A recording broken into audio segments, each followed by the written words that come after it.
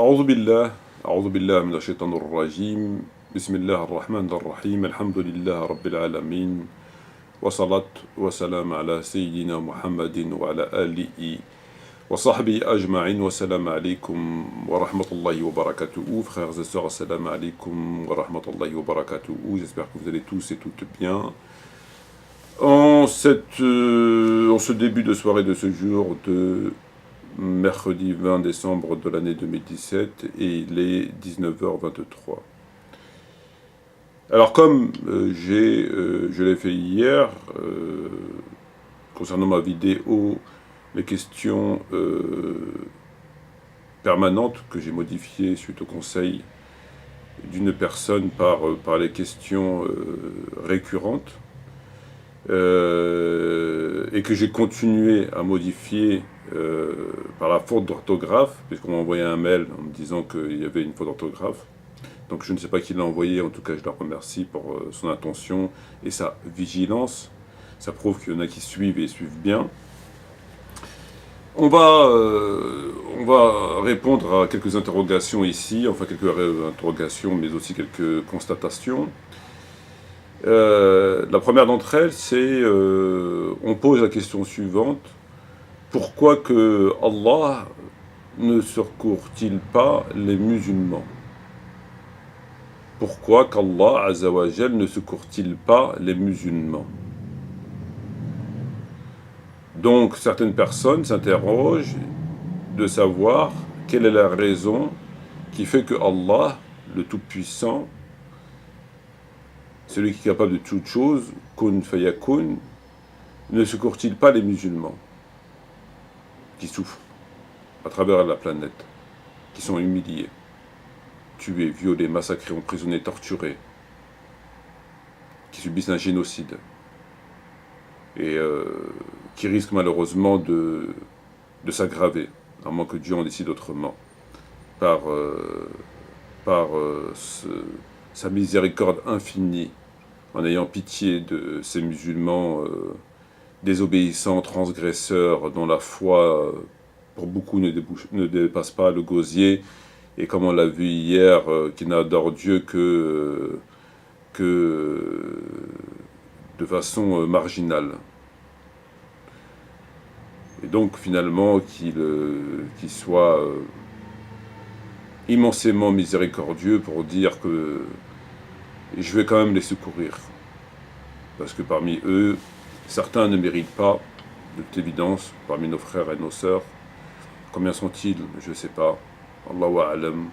Surtout ces pauvres enfants qui subissent un enfer sur terre et dont ils n'ont pas eu la possibilité, l'opportunité d'exprimer la foi ou la non-foi, l'obéissance ou la désobéissance, puisque immédiatement détruit, ravagé,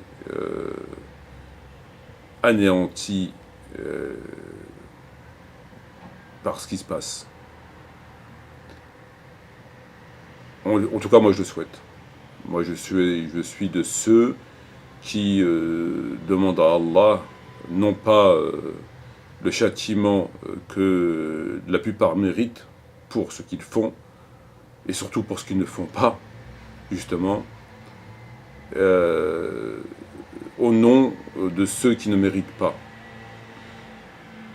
S'il faut sauver un enfant au détriment en raison plutôt du fait si le prix à payer pour sauver un enfant étant de sauver avec lui 100 000, 1 million, 10 millions, 100 millions, 1 milliard, 10 000 milliards, etc., de mauvais gens, alors il faut sauver l'enfant. C'est ma vision des choses. Et donc pourquoi Allah ne secourt-il pas les musulmans? Ben là encore une fois, vous avez la réponse dans le Coran. Le Coran vous apporte beaucoup de réponses, il suffit de le lire correctement, et de le lire avec le cœur. Hein. C'est vrai que le problème aujourd'hui, c'est que Si vous regardez sur Internet, c'est hallucinant, c'est même diabolique. Et j'ai même pas cherché parce que j'ai vu des titres et j'ai écouté des vidéos. On fait tout avec le Coran. Tout est fait avec le Coran. Ils vous disent, il faut le psalmodier, il faut l'apprendre, ils font des décorations avec, il faut le méditer, il faut tout. Regardez des vidéos, cherchez un petit peu sur Internet des titres, vous allez voir. Mais jamais ils parlent d'application. Jamais d'application. Ils font tout, sauf ce que Allah attend d'eux. C'est-à-dire l'appliquer, ce pourquoi il a été révélé. Bref.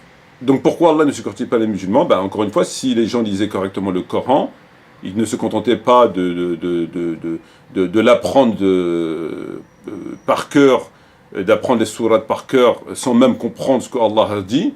C'est ce que font malheureusement la plupart. Ça fait partie malheureusement des fléaux qui ont touché cette Ummah, puisqu'à l'époque du prophète Mohammed, il l'apprenait par cœur, mais il l'appliquait parce qu'il y avait le prophète avec eux. Aujourd'hui, bon, vous avez la réponse dans le Coran. Dans le Coran, Allah dit « Ya ayyuhalladhina amanu, Ya ayyuhalladhina amanu, in tansuru Allah yansurkum wa yuthabbit aqdamakum.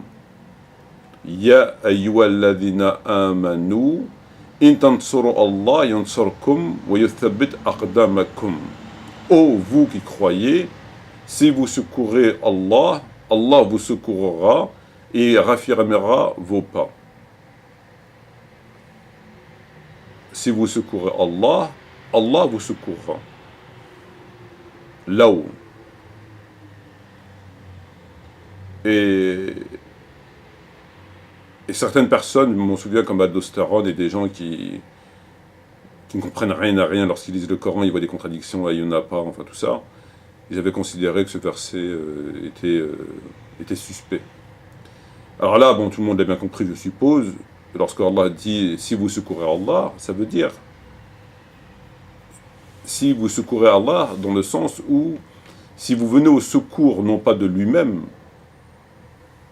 parce que tout le monde sait qu'il n'a pas besoin de nous, Dieu merci, sinon il aurait pu attendre longtemps, mais si vous venez au secours de sa parole, si vous venez au secours aussi de son messager qui porte sa parole. Donc si vous venez au secours de sa parole, par le fait de la préserver, de l'appliquer, de la faire appliquer, etc., Allah vous secourra. Allah viendra à son tour. C'est une promesse, c'est un deal, comme on dit. Comme il dit ici bien le Golden Boy, le ch'ti Hassan Hussein, le millionnaire sans fiche de paye. C'est un deal, c'est donnant-donnant. C'est comme quand Allah dit, si vous combattez pour lui, vous promet le paradis, c'est donnant-donnant. Promesse du paradis, etc. Donc Allah il vous dit, si vous secourez ma parole, vous venez au secours de ma parole, etc., je vous secours, je viens en aide. A contrario, si vous n'êtes pas au secours de ma parole, qu'est-ce qui va se passer? C'est qu'il ne va pas vous secourir, ça me semble logique. C'est lui-même qui le dit, si vous secourez, je vous secours. Donc si vous ne me secourez pas, je ne vous secours pas. Et donc voilà la réponse. Allah ne vient pas au secours des musulmans, parce qu'eux-mêmes ne viennent pas au secours de sa parole, n'appliquent pas sa parole. Donc pourquoi voulez-vous qu'ils viennent les secourir? Le jour où ils décideront d'arrêter t'as vu, il était une fois, et de chanter le Coran, de danser, de le manger, de faire des gris-gris avec, et de l'encadrer, et de voir si les animaux réagissent comme au Coran. Même les animaux, ils ont subi les foudres de se détraquer. Même les animaux. Ils mettent le Coran et puis ils regardent le chat, comment il réagit. Moi, j'ai un chat chez moi, quand je pose le Coran ou je lis le Coran, le chat, enfin, c'est quand même incroyable. Incroyable. Donc la réponse est dans le Coran. Ya ayyuhalladhina amanu tansurullah yansurkum wa yuthabbit aqdamakum. Voilà. Donc si vous voulez qu'il vous secoure, si vous le voulez, parce que vraisemblablement la plupart ils sont bien comme ils sont, soumis au tarout et au façade, et ils sont un maillon du façade sur terre, par leur passivité, etc. Si ça leur plaît, ma foi, moi, lui, Allah, ça ne le dérange pas, en fait. Mais il ne faut pas venir vous plaindre après. Voilà, la réponse est dans le Coran. Nietzsche disait Dieu est mort. Nietzsche disait Dieu est mort. Moi, j'ai constaté que le Dieu socialiste, Rabhum, il est mort. Le dieu socialiste est mort.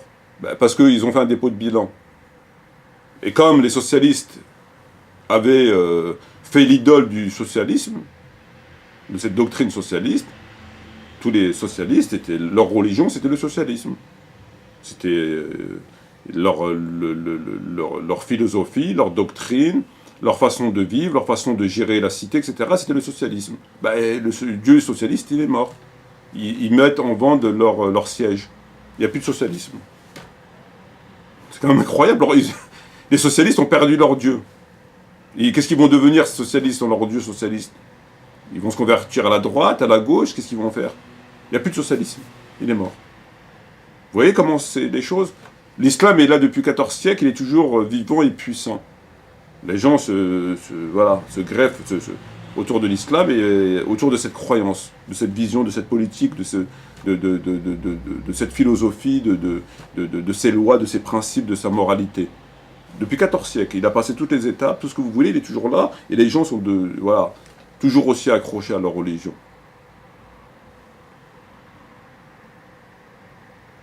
Et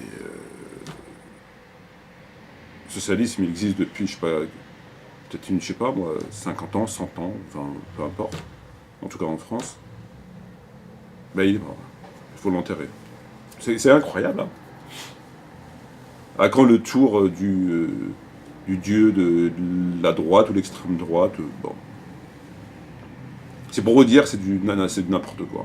Voilà. Si c'était vraiment des vraies doctrines, des vrais trucs, il n'y aura pas de dépôt de bilan. Allah ne fait pas de dépôt de bilan quand même. Le juge des juges. On me dit, oui, Allah est le juge des juges. Allah est le juge des juges. Mais le problème, c'est que les gens, là encore une fois, ils ne comprennent pas le Coran. Ils ne lisent pas le Coran. Allah est le juge et celui qui va juger les gens. Al-Qiyamah. Qui va juger les gens, c'est Allah. Et Dieu merci. Mais le juge Allah n'est pas comme les juges êtres humains. Quand on dit le juge Allah, le juge des juges, c'est pas un juge comme les êtres humains. La différence fondamentale et qui peut faire tomber dans une mécréance, ne pas comprendre qu'est-ce que ça veut dire le juge des juges, peut vous faire tomber dans la mécréance. Parce que le juge, c'est quoi un juge? C'est quelqu'un qui juge. On lui ramène un litige, une personne à juger, il la juge. Tout le monde sait ce que c'est un juge. Mais il la juge comment, le juge? Il la juge en l'écoutant, c'est les arguments, etc., c'est ce qu'on lui reproche, etc. Et après, il réfléchit, et il délibère, et il considère si elle est coupable ou pas, après avoir réfléchi. Mais Allah, lui, il ne réfléchit pas. Quand il vous juge, il connaît tout. Il ne va pas réfléchir comme un homme, et il va vous écouter, puis il va, ouais, donc, d'accord. Ah d'accord, ouais, donc d'accord, ouais, bon. Je vais réfléchir, je donnerai le verdict demain. Puis il réfléchit, puis ouais, donc bon, bah, je vais lui mettre 2 ans en enfer, avec 6 mois avec sursis. Non, non, non, c'est pas ça. Le juge des juges, Allah, c'est pas comme les hommes. Il sait tout, etc. Il vous juge, c'est juste une formalité, parce que vous devez être jugé. On doit établir la culpabilité de chacun d'entre nous. C'est tout. Ça n'a rien à voir avec le juge des hommes, donc il faut faire attention. On m'a dit... par rapport à Bukhari. Bukhari qui a été quasi divinisé à partir du IVe siècle, comme on le sait. Alors là, on a, en dehors de ce qu'on peut y trouver, on a quelque chose qui est quand même formidable, pour vous dire à quel point les gens sont vraiment dans l'obscurité. C'est vraiment de la pure forme, tout ça. C'est la hawa, et shahawat, c'est tout. Ils divinisent Bukhari. Appelons un chat. Ils l'ont mis quasi au même niveau que le Coran, pour certains. Mais peu importe. On n'est pas là pour stigmatiser. Mais encore faudrait-il savoir pourquoi ils l'ont divinisé. Quand vous parlez à tous les gens, en tout cas de cette époque, et tu lui dis, mais pourquoi tu considères que Bukhari c'est le plus authentique? Pourquoi? Il ne saura pas, il ne sait pas lui. Vous croyez qu'il sait pourquoi que Bukhari est le plus authentique que musulman? Et pourquoi il a ce niveau? Vous croyez qu'il le sait, lui? Il ne sait pas. Moi-même, je ne sais pas pourquoi Bukhari il a été divinisé. Qu'est-ce qu'il a de si extraordinaire? Je ne sais pas. Ils l'ont fait à partir du IVe siècle. Lui-même, probablement, il ne s'attendait pas à ça. Parce que lui-même a été persécuté et chassé, etc., etc. Comment il est mort, Bukhari? Il a tellement été persécuté que pendant un moment, il fait une dua. et en demandant à Allah de le rappeler. Il est mort dans le mois. Donc, les gens divinisent Bukhari, le considèrent comme étant... Mais ils ne savent même pas pourquoi. Quand tu considères que quelqu'un est intelligent, tu sais pourquoi quand même. Tu dis, bon, lui, c'est quelqu'un qui connaît bien, mais tu sais pourquoi. Mais pourquoi Bukhari, il est mieux que Muslim, ou qu'il est mieux qu'Abi Daoud, ou Nisa'i, ou Tirmidhi, ou Tabarani, ou Ibn Majah? Pourquoi? Ben, ils ne savent pas. Si, ils vont dire, son livre, il a mieux cherché que les autres. Oui, mais concrètement, à part tes tours de claquettes, concrètement, fais-moi une démonstration. Donne-moi une démonstration qui peut me prouver que je préfère Bukhari à Muslim. Donne-moi une démonstration. Ou Bukhari à Ibn Majah. Ou Bukhari à l'imam Malik. À l'époque, Shafi'i, rahimahullah, il disait le livre le plus parfait, enfin le meilleur des livres, c'était le Muwatta. Certes, il n'a pas connu le Bukhari, mais pourquoi le Muwatta ne serait pas mieux que le Bukhari? Pourquoi? Qu'on me donne une raison. Donnez-moi une raison pourquoi le Muwatta ne serait pas mieux que le Bukhari. Une seule, pas deux, une. Personne vous serait capable de vous le dire. Concrètement parlant, personne. Donc les gens, ils suivent comme ça, bêtement. Ils suivent tellement bêtement que ils s'intéressent au Sahih de Bukhari, mais ils ne s'intéressent pas aux autres livres de Bukhari. Ils ne savent même pas qu'ils existent. Qui vous parle du Tarikh de Bukhari? Tarikh Kabir de Bukhari. C'est le même Bukhari, hein. C'est pas son neveu, c'est pas son cousin, c'est pas son beau-frère. C'est écrit par le même Bukhari avec la même efficacité, avec le même souci de véracité, avec tout. C'est le même auteur. Hein. Un auteur où il est sérieux ou il ne l'est pas. Hein. Les gens, ils ne connaissent pas. Ah, c'est étrange, vous divinisez Bukhari, c'est le top, le best, c'est plein de vérité, c'est plein de lumière, mais vous ne savez pas qu'il a aussi un Tarikh Kabir où c'est des hadiths dedans, ça ne vous intéresse pas ce qu'il dit là-bas? Ils ne savent pas. Quand les gens leur diront, ouais, mais un Tarikh, attention, c'est le top, et là ils vont aller voir Tarikh. Donc ils divinisent le Sahih, mais son Tarikh, non, personne ne s'intéresse. C'est comme si c'était Charlot qui l'avait écrit. Personne ne le connaît, personne ne le connaît. En tout cas, personne n'en parle. Pourtant, c'est le même auteur. Parce qu'ils sont juste dans des postures. Ce sont des postures. Et enfin, un dernier point, par rapport au débat interreligieux. Je m'oppose. Je vous ai dit, je m'oppose au débat interreligieux, comme je m'oppose contre toute discipline ou contre tout individu qui interfère dans ce que Dieu attend du musulman. Au même titre que Shaitan. Shaitan, il interfère. Son travail, c'est d'interférer. À défaut de détourner vers la mécréance, il interfère vers les musulmans, il interfère pour les dérouter de ce que Dieu attend d'eux, et qui est mentionné dans le Coran. Donc il interfère et vous changez de direction. Dieu t'a dit, va là-bas, lui, le maximum, c'est de t'amener à l'opposé. À défaut de t'amener à l'opposé, l'essentiel, c'est que tu ne fasses pas ce que Dieu attend de toi. Ce qui est écrit dans le Coran, lui, il ne veut pas que tu le fasses. Donc, tous les gens qui font comme Shaitan, qui interfèrent aux mêmes façons de faire, qui détournent les gens de ce pourquoi ils sont créés, etc., c'est des shayatin. C'est des shayatin. Un musulman laïque, c'est un shaitan. Un prédicateur laïque apolitique, shaitan, adou Allah. Pourquoi? Parce que déjà, il est en contradiction avec le Coran, il interfère. Il déroute les gens vers du droit chemin. Ils écartent une partie du livre. Donc c'est pour ça que je suis contre le débat interreligieux, parce qu'il interfère dans... D'ailleurs, vous prenez juste un verset, je vais vous donner juste un verset qui va vous résumer la question assez simplement. On va vous mettre un petit verset, c'est plus agréable à la lecture, à l'écoute.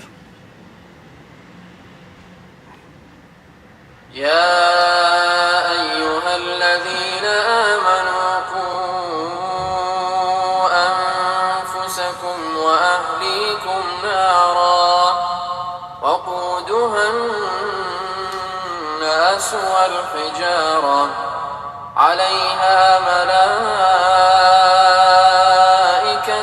غلاظ شداد لا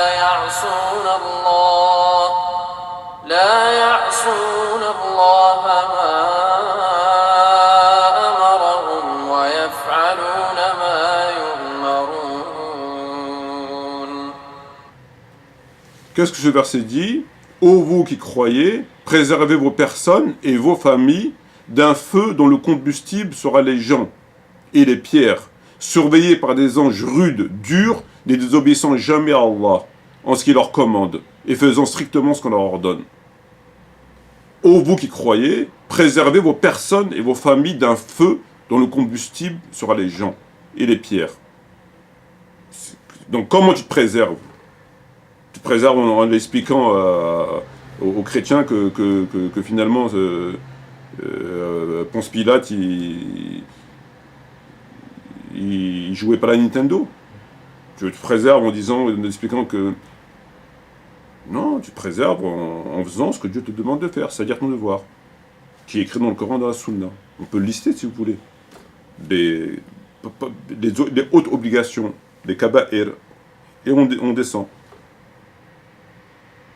Voilà comment tu préserves. Ce que le Mohammed il a fait. Ce qu'Abu Bakr il a fait. Ce que Ali il a fait. Ce que Omar ibn Khattab il a fait. Ce que Uthman ibn Affan ce que les gens de vertu, de piété, de science et de crainte et de sincérité ont fait. dont aucun d'eux n'a fait ce qu'eux ils font aujourd'hui. Est-ce que le prophète était laïque et était apolitique? Est-ce que Abu Bakr était apolitique? Est-ce que Ali était apolitique? Est-ce que Omar faisait des débats interreligieux, il laissait son... Non. Ce verset vous dit simplement, préservez-vous. Comment tu te préserves? Bah, allez vérifier dans l'état facile comment tu te préserves. Trouvez-moi un état facile qui dit que tu te préserves en t'occupant des vaches de ton voisin. Maintenant, s'ils n'arrivent pas à comprendre ce verset, dans ces cas-là, comme il a dit le prophète, ce que le Coran ne peut pas guérir, tu ne pourras jamais le guérir. Ce que le Coran ne peut pas guérir, tu ne pourras jamais le guérir. Quelqu'un qui irait sourd, dans la sourate Al-Anfal, Dieu te dit, les croyants sont ceux que lorsqu'on lit le Coran, leur cœur frémisse. Ben, si les gens, tu leur lis le Coran et ça leur fait ni chaud ni froid, c'est comme si tu leur avais lu un livre de Mickey ou de trucs. Moi, j'y suis pour rien après. Moi, je suis pas psychanalyste, je suis pas psychiatre, j'y suis pour rien. Tu guideras pas ce que Dieu a guidé. S'ils ont un seau sur le cœur, je suis pour rien, moi. C'est tout. Sur ce, je vous dis, wassalamu alaikum wa rahmatullahi wa barakatuh.